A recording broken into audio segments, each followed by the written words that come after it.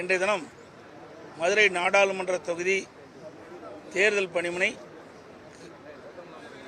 மகிழ்ச்சியோடு இன்றைய தினம் திறக்கப்பட்டிருக்கிறது. மிகச் சிறப்பாக இருக்குது. நாங்கள் போகிற இடத்தெல்லாம் மக்கள் எழுச்சி, எங்களுடைய தொண்டர்கள், அனைத்து இந்திய அண்ணா திராவிட முன்னேற்ற கழக தொண்டர்கள், நிர்வாகிகள், தேசிய முற்போக்கு திராவிட கழகத்துடைய தொண்டர்கள், நிர்வாகிகள், அதேபோல் எஸ்டிபிஐ, அகில இந்திய பார்வையாளர் விளக்கு, புதிய தமிழகம், என் கூட்டணி கட்சியில் இருக்கிற அத்தனை தொண்டர்கள், நிர்வாகிகள் மிகச் சிறப்பாக எழுச்சியாக செயல்படுறாங்க. மக்களுக்கு அந்த இடத்துல வரவேற்பு இருக்குது. தொண்டர்களை உற்சாகப்படுத்துவதற்கு 40 இடங்கள் சொன்னா கூட நம்ம ஒரு 20 இடங்களுக்கு மேல வெற்றி பெறுவதற்கான வாய்ப்புகள் இருக்காது. 40 இடத்துல நாங்கள் வெற்றி பெறுவோம். எதுக்கு 20 இடத்துல குறைச்சி சொல்றீங்க? அதாவது தமிழ்நாட்டை பொறுத்தளவுக்கு ஒரே ஆளை தான். அதனால இப்போ ஆளை சிறப்பாக எங்களை பக்கம் வீசுது. ஏன்னா எங்களுடைய நாங்கள் என்னென்ன சாதனை செஞ்சோன்னு சொல்கிறோம், என்ன செய்ய போகிறோன்னு சொல்கிறோம். அதை மக்கள் விரும்பி கேட்குறாங்க. இந்த வருகின்ற நாடாளுமன்ற தேர்தலில் எங்களுடைய வேட்பாளர் நிச்சயமாக அனைவரும் வெற்றி பெறுவார். கூட்டணி வேட்பாளர் வெற்றி பெறுவார்.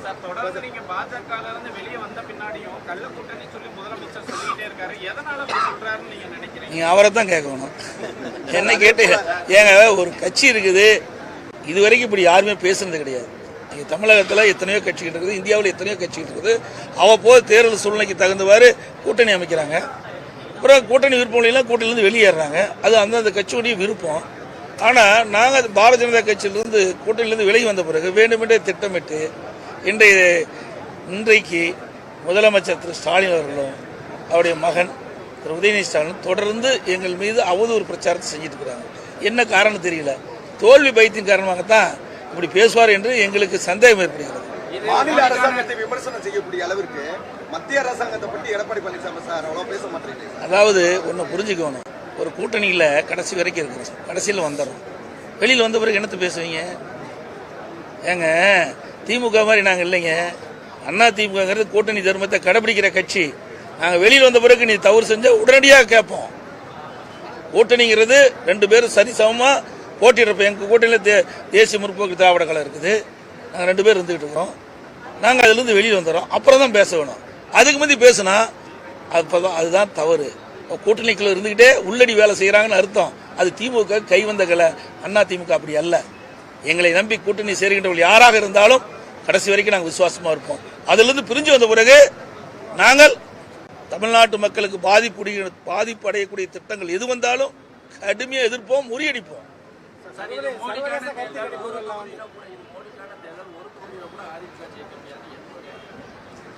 அவரு யார் ஜெயிக்கிறா யார் தோக்குறான்னு தேர்தல் முடிவுக்கு பிறகு தான் தெரியும். மக்கள் தானே வாக்களிக்கிறாங்க.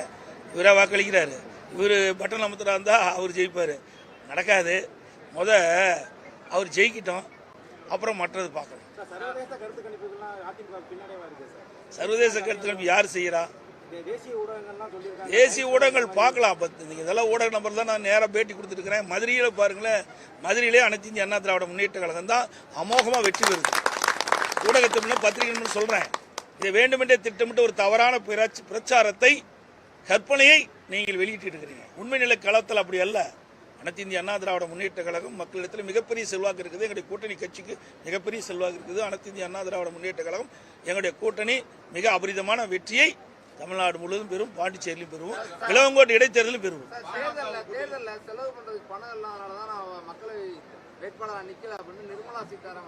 ஏங்க இதெல்லாம் அவருடைய சொந்த பிரச்சனைங்க. எனக்கு பணம் இருக்குதா இல்லையான்னு எனக்கு எப்படிங்க தெரியும்? என்னுடைய பிரச்சனை கேட்டால் நான் சொல்லுவேன். சார் நீங்கள் இருக்கிறீங்க, உங்கள்கிட்ட கேட்டால் எனக்கு தெரியுமா? அது மாதிரி தான் அவருக்கு பணம் இருக்குதா இல்லையான்னு அவருக்கு தான் தெரியும். நீங்கள் அவரை பார்த்து கேளுங்க. இந்த கேள்வியை அவர்கிட்ட கேட்டீங்களா அதுக்குண்டான பதில் கிடைக்கும். எங்கிட்ட கேட்டால் நான் என்ன சொல்ல முடியும்? அவர்கிட்ட பணம் இருக்குதா இல்லையா, செலவு பண்ண முடியாதா, இதையெல்லாம் அவரிடத்தில் கேட்க வேண்டிய கேள்வி என்னிடத்தில் அல்ல. ஒரு பன்னீர்செல்வத்தை தோற்கடிப்பதற்கு 5 பன்னீர்செல்வங்கள் தேவைப்படுதா சார் அப்படின்னு யார் சொன்னது? எல்லாரும் ஆமா, அவரை போய் கேளுங்க. இது என்னங்க, இந்த நாட்டு சுதந்திர நாடுங்க. அந்த ஓ பன்னீர்செல்வம் ஒன்று தான், நானும் ஒன்று தான், இங்கே நிற்கிற வேட்பாளர் ஒன்று தான், நீங்களும் ஒன்று தான், எல்லாருக்கும் சமம் தான். இது மிகப்பெரிய ஜனநாயக நாடுங்க. இந்த ஜனநாயக நாட்டில் இவர் பெரியவர் அவர் பெரியவர் இல்லை. மக்கள் யார் பெரியவர் நினைக்கிறாங்களோ அவர் தான் பெரியவர். ஆக ஒரு 5 ஓ பன்னீர்செல்வம் நிற்கிறாங்கிறீங்க, அப்படின்னா அவர்லாம் தகுதி இல்லாதவரா? அந்த வேட்பாளர் தனக்கு தகுதி இருக்குதான் தேர்தல் நிற்கிறார்.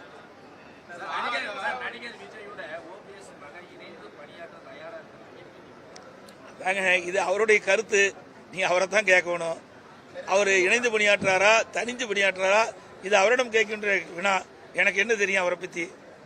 பெருந்தன்மையோட இருக்கக்கூடிய ஒரு எடப்பாடி பழனிசாமி, ஓ பன்னீர்செல்வம் தன்னுடைய தவறுகளை உணர்ந்து ஏதாச்சும் மன்னிப்பு கேட்கிற பட்சத்தில் அவரை சேர்த்துக் கொள்வதற்கான வாய்ப்பு இருக்கா சார்? இது நான் 2 கோடி தொண்டல் நான் ஒரு தொண்டன். உங்க கூட இருந்தாரு பாவம். 2 கோடி தொண்டல் நான் ஒரு தொண்டங்க.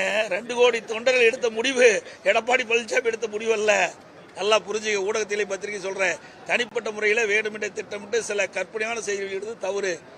ஒட்டுமொத்தமாக அனைத்து இந்திய அண்ணா திராவிட முன்னேற்ற கழக நிர்வாகிகள், மாவட்ட செயலாளர்கள், 2 கோடி தொண்டர்கள் எடுத்த முடிவின்படி தான் நான் செயல்படுறேன். காட்டிட்டோம்.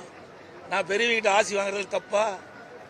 வேற யார்கிட்டையும் போய் 3ஆவது வாங்கலையே. இவி மாதிரி வெளியில பெரிய வீரவசனம் பேசுறார்.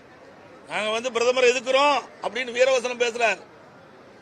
அது கருப்பு கூட பிடிச்சா அவர் கோச்சுக்காரன்னு வெள்ளை கூட பிடிக்கிறார். அப்படிப்பட்ட தலைவர்கள் தான் தமிழ்நாட்டில் இருக்கிறாங்க. அப்புறம் ஓடோடி போய் தமிழ்நாட்டில் இருக்கிற திட்டங்களை துவக்கி வைக்கிறதுக்கு அழைக்கிறார். அங்க சரணகதி, இங்க வீரவசனம். இதுதான் இரட்டை வேடம் திமுக.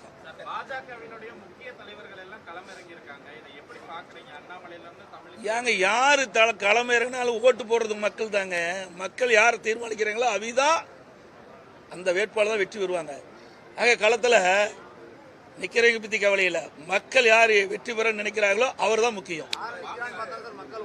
அப்படியெல்லாம் கிடையாது. யார் அப்படி நீங்க நினைக்கிறீங்க? அந்த காலம் இன்றைக்கெல்லாம் மாறி போச்சு. அப்ப மிட்டா மிராஸ்தர் பணக்காரர் இந்த காலம் மாறி போய் சாதாரண கிளை செயலாளர். நீங்க நான் பூச்சவர் ஆகலையா? முதலமைச்சர் ஆகலையா? மக்களுடைய மனம் மாற்றம் மாறிவிட்டது. இன்றைக்கு தொழிலதிபர்கள் பணக்காரர் தான் நின்று ஜெயிக்கணும் அவசியம் இல்லை. சாதாரண குடிமகன் கூட தேர்தலில் போட்டியிட்டு வெற்றி பெற ஒரு வாய்ப்பை தமிழ்நாட்டு வாக்கா பெருமக்கள் கொடுக்குறாங்க. அது அனைத்து இந்திய அண்ணா திராவிட முன்னேற்ற கழகத்தில் அது பின்பற்றோம். அதை வெற்றிகரமா நாங்க செயல்படுத்திட்டு இருக்கிறோம். அனைத்து ஊடகங்களுக்கும் பத்திரிகைகளுக்கும் நன்றி. பாதகம் செய்பவரை கண்டால் நாம் பயங்கொள்ளலாகாது பாப்பா. மோதி மிதித்து விடு பாப்பா, அவர் முகத்தில் உமிழ்ந்து விடு பாப்பா. அண்மை செய்திகளை உடனுக்குடன் தெரிந்து கொள்ள இணைந்திருங்கள் இயம்நாடு தொலைக்காட்சியுடன்.